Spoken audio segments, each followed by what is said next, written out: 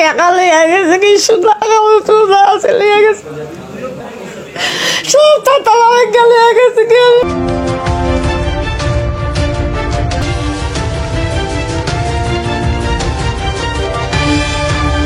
উমরা হতে টাকাটা লিয়ে গেল, আমি ঘর ভাড়া দিছি না ভাই,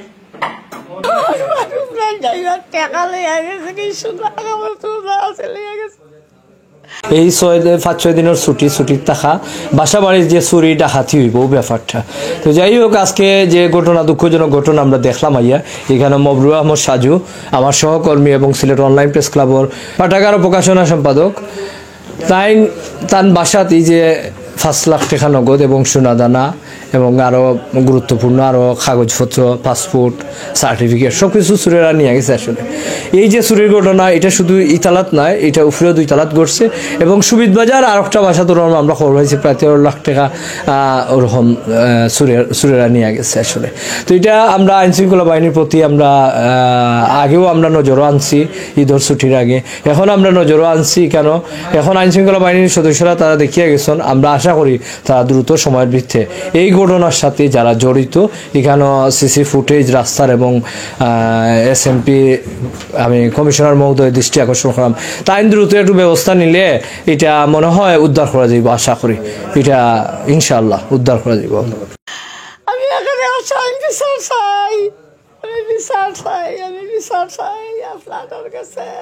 আমি আমার ভূতে আমার যতন কেন করলাই, আমার ভূতে কাজল করে লাগছে। আমি কেন আমার বাড়ি থেকে ভূত গেছে, ভূতের বাড়ি, আর আমি গেছিলাম কি আমার বাড়ি, অত কোনো টাকিলা বললাম। আমি আপনাদের কাছে বিচার চাই, আপনাদের কাছে বিচার চাই। আমার এতিমার কেউ নাই, তো নাই আমাদের সব তালা গেলে গেছে। কি আমি মুরব্বী ভাই সেরকম কাপড় চোপড় গেছে। দেখো ভাই, আমার পাসপোর্ট রয়েছে, আমার ছোট বাচ্চার পাসপোর্ট রয়েছে, আমার পাসপোর্ট রয়েছে, আমার ওয়াইফের পাসপোর্ট রয়েছে। আমরা পবিত্র উমরা পালন করার উদ্দেশ্যে মক্কা এবং মদিনা যাইতে আসলাম এই ঈদের পর, কিন্তু সুরে বুঝে না ধর্মের কাহিনী। আমি আর কিতা কইমু ভাই, উমরা হজর যে 5 লাখ টাকা অতি কষ্ট হইয়া আমি রুজি করছিলাম, আমার বিভিন্ন জায়গা থেকে আমি আনছিলাম, আমার ওয়াইফে মাথার গাম পায়ে ফাড়াই রুজি করছিলাম, কিন্তু এই সুররা আমার উমরা হজে টাকাটা লইয়া গেল। আমি ঘর ভাড়া দিছি না ভাই, আমি সুনামগঞ্জ থেকে আইয়া ঘর ভাড়া দিতে আসলাম, কিন্তু ঘর ভাড়া দিতাম পারছি না ভাই।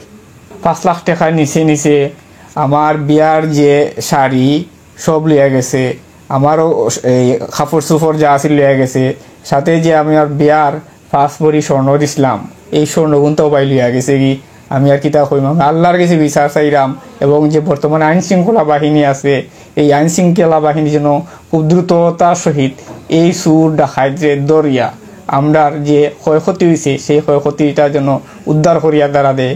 আমি মাননীয় উপদেষ্টা মহোদয় মোহাম্মদ ডক্টর ইউনুস স্যারের কাছে বিনীত অনুরোধ করলাম যে আমরা যারা গরিব দুঃখী মেহনতি মানুষ আছি, আমরা খুবই অসহায়। আমি এক গরিব, এই আমি স্বপ্নেও কল্পনা করছিলাম না সুরে উমরা হজে যে যাওয়ার লাগে 5 লাখ টাকা জোগাড় করছিলাম, এই 5 লাখ টাকাও লইয়া গেছে কি, সাথে স্বর্ণ 5 ভরি স্বর্ণও লইয়া গেছে কি। আমি বড় অসহায়। আমার এই আম্মা আব্বা, আমার ওয়াইফ আছেন, আমার শ্বশুর শাশুড়ি আগামীকালকে আইবা, তার সাথে আলোচনা কইরা মামলার প্রস্তুতি গ্রহণ করব। আমি এটা সুষ্ঠু তদন্ত করে আমার এই গরিব মানুষের টাকা এবং স্বর্ণগ্রন্থ যেন উদ্ধার করি।